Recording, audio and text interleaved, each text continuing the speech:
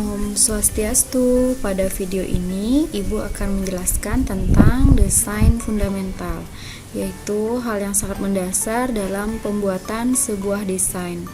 Hal ini sangat penting Ibu sampaikan karena dari hasil evaluasi desain yang kalian kumpulkan perlu Ibu memberikan penjelasan mengenai desain fundamental. Ibu harap kalian nonton sampai habis dan jangan skip-skip ya. Oke, langsung saja. Di sini Ibu sudah membuat ilustrasi dari desain fundamental. Jadi dari 1 sampai ke 6 ini saling berkaitan satu sama lain. Jadi anak-anak harus pahami ini. Yang pertama itu ada margin, yang kedua ada white space, yang ketiga itu ada grup kategori, yang keempat ada alignment, yang kelima ada kontras, yang keenam ada konsisten, dan yang terakhir ada hierarki. Jadi hierarki adalah menggabungkan dari 1 sampai 6. Jadi anak-anak harus pahamin semua tentang desain fundamental biar desain yang kalian hasilkan itu berkualitas dan lebih profesional. Oke, langsung saja Ibu jelaskan satu persatu. Yang pertama itu ada margin. Jadi di sini Ibu sudah menuliskan desain yang dianjurkan dan yang tidak dianjurkan. Yang pertama itu ada margin. Di sini margin itu adalah ruang di sekitar tepi sebuah halaman. Jadi yang Ibu maksudkan margin adalah ini. Ya. Jadi ini adalah ruang di sini adalah ruang kosong ya. Jadi ini yang Ibu maksudkan ruang kosong. Jadi berikan ruang di desain yang kalian buat. Jangan membuat desain yang rapat seperti ini. Jadi tulisannya itu sampai mepet di pinggir halaman yang kita buat ya. Jadi untuk membuat desain yang baik, desain yang terlihat lebih profesional, sebaiknya kalian menerapkan margin, dimana objek yang kalian buat seperti teks, gambar itu berada di dalam margin yang kalian buat ya. Kemudian Ibu lanjutkan ke yang kedua, yaitu ada white space, di mana white space ini adalah ruang kosong yang terdapat di dalam desain. Jadi memberikan, yang tujuannya di sana adalah memberikan rasa lega bagi pembaca. Coba perhatikan di desain yang dianjurkan ya. Jadi ini ada seperti ruang kosong, jadi sebagai jeda atau hal yang bisa membuat perasaan lega dari pembaca.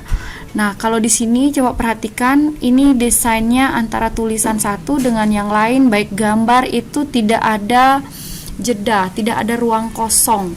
Jadi ada yang rapat dan juga ada yang terlalu ronggar. Jadi usahakan membuat desain itu berikan dia ruang atau jarak antara informasi satu dengan informasi yang lainnya ya. Jadi desain yang baik itu menerapkan white space. Jadi yang seperti ini yang dianjurkan. Nanti untuk PPT-nya akan Ibu bagikan, dan ini simak dulu videonya. Kemudian yang selanjutnya itu ada grup kategori. Nah, di sini ngasal aja yang Ibu temukan, baik itu di mana letak judul, di mana letak penjelasan, itu dibuat ngasal, asal taruh gitu. Jadi jangan seperti itu ya, lebih baik kalian kategorikan. Misalkan kalau di sini ada judul, letakkan judul itu bagian atas, kemudian penjelasannya di bagian bawah ya, ataupun hal-hal yang akan kalian sampaikan informasinya itu sebaiknya dikategorikan. Kalau dia bagian informasi umum misalkan taruh di atas, informasi khususnya diletakkan di bagian bawah ya. Jadi dibuat rapi, dimana meletakkan gambar, misalkan kalau meletakkan gambar kanan kiri, atau di kiri gambar saja, di kanan tulisan saja. Jadi pembagian objek itu berdasarkan kategori grup, itu perlu diperhatikan ya. Kalau ini, nah ini kan areal judul ya. Nah ini ada penjelasan di sini ya. Atau ini keyboard di mana keyboard, penjelasan keyboard. Nah ini kan penjelasan keyboard, sebaiknya ini keyboard ditaruh penjelasannya di samping seperti yang ini ya. Nah ini juga monitor, yang mana monitor, ada dua gambar ini. Jadi kalau kalian menjelaskan antara gambar dan ada informasi yang disampaikan, sebaiknya itu dibuat garis pemisah atau digrupkan gitu ya. Kemudian Ibu lanjutkan yang keempat, itu ada alignment. Jadi itu perataan objek. Ini sangat penting sekali juga untuk membuat desain yang kalian buat itu profesional. Jadi coba bayangkan kalian taruh, bukan bayangkan ya, bisa dilihat di sini kalian buat tanpa perataan ya. Ini kelihatan seperti meletakkan saja, asal naruh gitu ya. Jadi sebaiknya kalau misalkan membuat judul itu menggunakan rata tengah, gunakan ini ya. Kalau di Canva, nanti di aplikasi desain yang lainnya, biasanya kalau menuliskan teks pasti ada ini alignment ya, untuk perataan teks atau perataan objek ya. Kalian bisa menggunakan rata kiri ya, ini rata kiri yang menerapkan, kemudian ada rata tengah, ada rata kanan, ada rata kanan kiri ya, ini rata tengah atau rata kanan kiri, ini dibuat lebih rapi ya, atau judulnya pakai rata tengah ya. Jadi seperti itu untuk pembuatan informasi yang disampaikan. Jadi perhatikan perataan objek ya, jangan sampai sembarangan meletakkan teks ataupun objek. Usahakan itu menerapkan alignment atau perataan objek. Baik, Ibu lanjutkan. Berikutnya ada kontras. Nah, kontras di sini itu adalah pembeda suatu objek yang mengutamakan objek mana yang ingin ditonjolkan terlebih dahulu. Nah, saat ini merupakan desain infografis ya. Jadi seukuran infografis yang dimana ini menonjolkan informasi tentang perangkat keras dari komputer ya, perangkat keras atau hardware dari sebuah komputer. Jadi untuk memberikan penjelasan, nah kalau di sini misalkan saya ingin menjelaskan mouse ya, Ibu ingin menjelaskan mouse, jadi mouse-nya itu diberikan kontras misalkan dengan warna, ukuran, ditebalkan ya. Kalau di sini kan rata ya, mana informasi yang ingin ditonjolkan dari sebuah info atau dari sebuah desain. Jadi kita bisa memberi penekanan atau memberi tanda bahwa itulah informasi yang diutamakan, baru menuju ke informasi berikutnya gitu. Jadi ini dari judul ya, kemudian diberikan kontras, diberikan penanda masing-masing penjelasan. Jadi seperti itu ya. Nah kalau seperti ini kurang dijelaskan ya, memang ini disampaikan informasi tapi hal yang menonjol dari informasi itu kurang ya. Ini memang sudah dituliskan tetapi informasinya tidak tertuju, si pembaca tidak tertuju, oh ini apa gitu. Jadi kalian bisa lihat dari segi kontras yang bisa ditampilkan. Jadi kontras itu baik dalam bentuk perbedaan warna, kemudian ketebalan, ataupun dari segi ukuran, bisa ukurannya lebih besar daripada penjelasan yang lainnya. Kemudian Ibu lanjutkan ke konsisten. Jadi kalau memang kalian memiliki lebih dari 2 halaman desain, itu sebaiknya dibuat konsisten ya. Jadi ini akan membuat pembaca itu lebih fokus menikmati dari sebuah informasi yang kalian sajikan.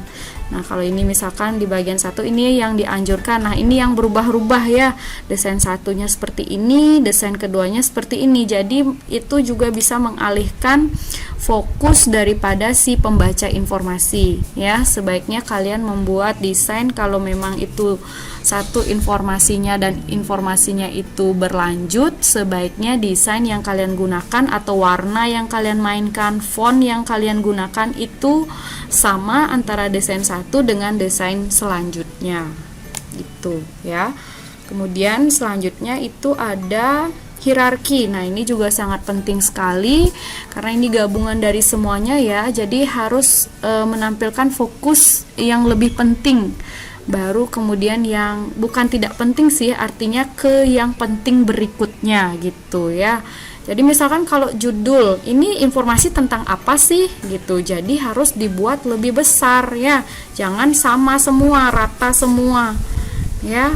Atau fontnya tidak sama semua, ada yang kecil, ada yang besar, ada yang kecil, ada yang besar. Nah, ini harus dibuat sama ya. Jadi kalau informasi di bagian isinya itu seharusnya itu sama ya, ukuran fontnya itu sama ya. Jadi itu dibuat sama, jangan ada yang besar, ada yang kecil. Jadi dibuat hierarki. Jadi menampilkan yang umum dulu atau yang lebih ingin informasi umum dulu, kemudian baru informasi khususnya. Itu dari segi ukuran font. Jadi mata pembaca itu akan terfokus pada oh ini informasi apa ya, pasti ini informasi tentang perangkat keras.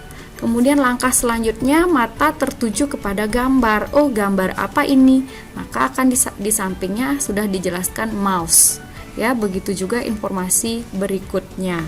Ya, jadi informasi yang disampaikan setelah judul itu ukuran teksnya sama ya, dibuat sama. Jadi judulnya dibuat lebih besar, kemudian teksnya dibuat lebih kecil. Jadi informasinya rapi. Jadi bisa kalian lihat kerapian daripada desain ya. Jadi kita terlihat profesional dalam membuat desain.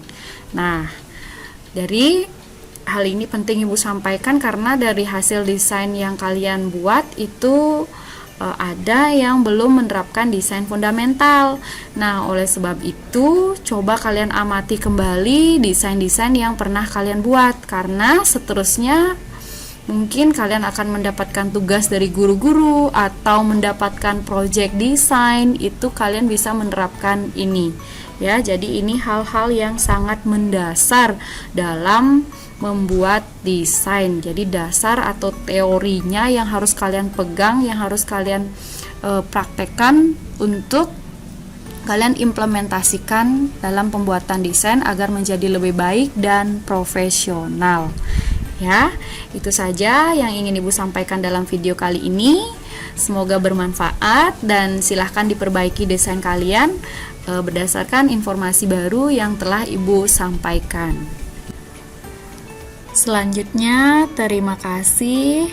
Jika ada pertanyaan atau saran, silakan komen di kolom komentar. Jangan lupa like dan subscribe. Sampai jumpa.